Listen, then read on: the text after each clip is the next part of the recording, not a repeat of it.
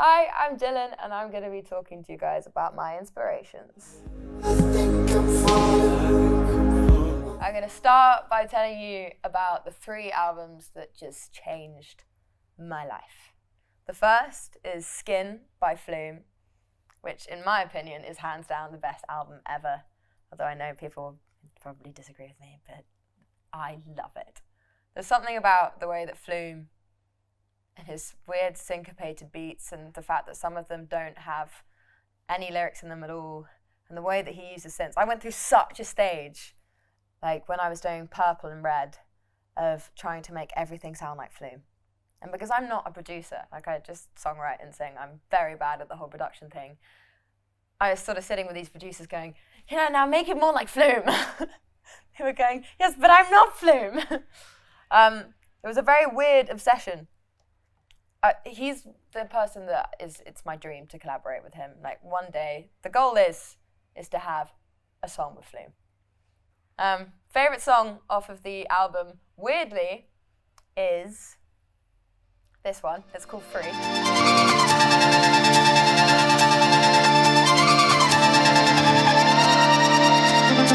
I was so obsessed with that song.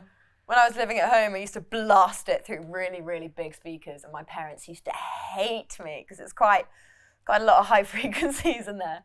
The second one was Catfish and the Bottommen, The Balcony.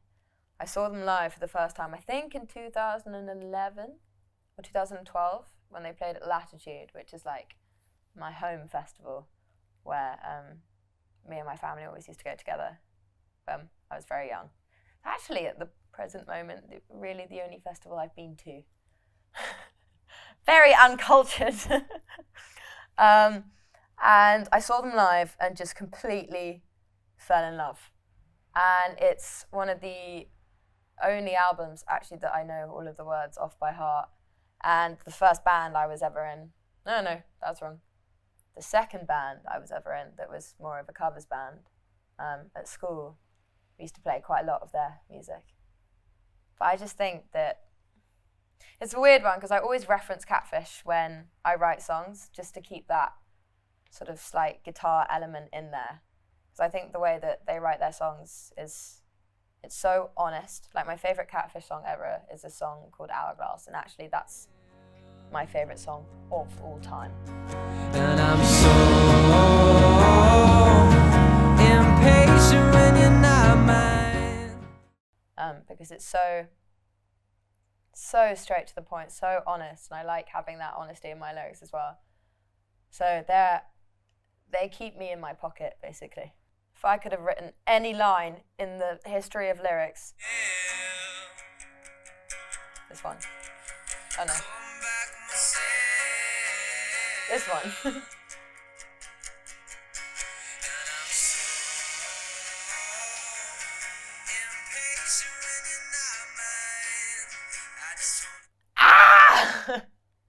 I just love it. I love it so much. But yeah, so The Balcony by Catfish.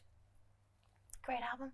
And then the last one is the 1975's debut album, the 1975, but the deluxe version, because there's some very important songs on it.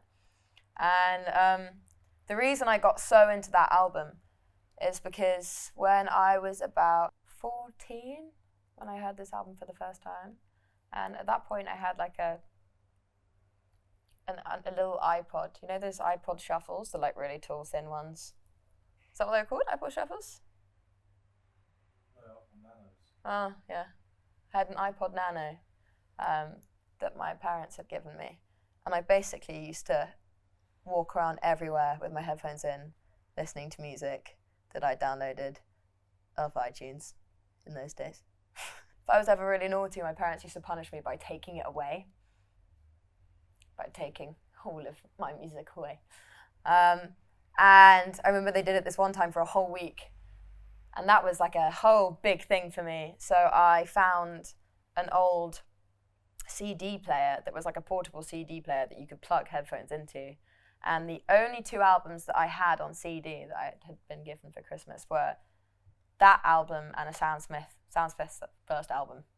And because of that, I learned every single word to every single song on those two albums. And there was something about when I heard Falling For You for the first time that I was like, now this is something, like this is amazing. And I'd seen them once before, but not really understood how much I would grow to love them again at Latitude, quite young. I don't remember that being too many people in the audience because they obviously grew really quickly and then suddenly you couldn't get tickets to any of their shows and they're just like these amazing human beings. Hearing that song for the first time was me falling in love for Falling For You.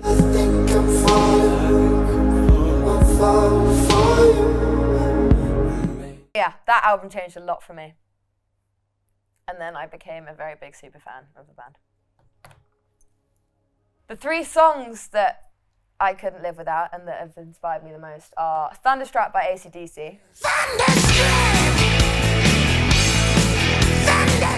My dad was very into his rock, or is very into his rock, and made sure that I was too when I was a kid. And Thunderstruck took me about 3 years to learn on the guitar. That was like my big goal. And it's still hard, but it's the only cool thing I can play on guitar that's like, wow, she can play the guitar, but really I can't. It's just that one song. And I play that before every show that I do with my band and get quite aggressively loose with it just before I go on stage. It's the only thing that will calm me down or like hype me up in a calm way. The second one is Knocking on Heaven's Door.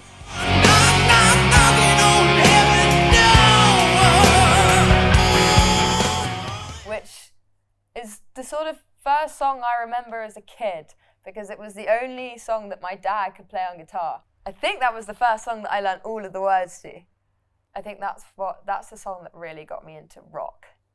And Dad used to make me sing it in Axl Rose's voice, which was very peculiar. But I can still do it, kind of. I won't do it now. We'll save that.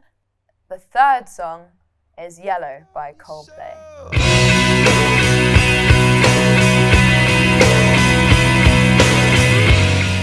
I very quickly became obsessed with Coldplay. There was like a long period of time where I had a fan account.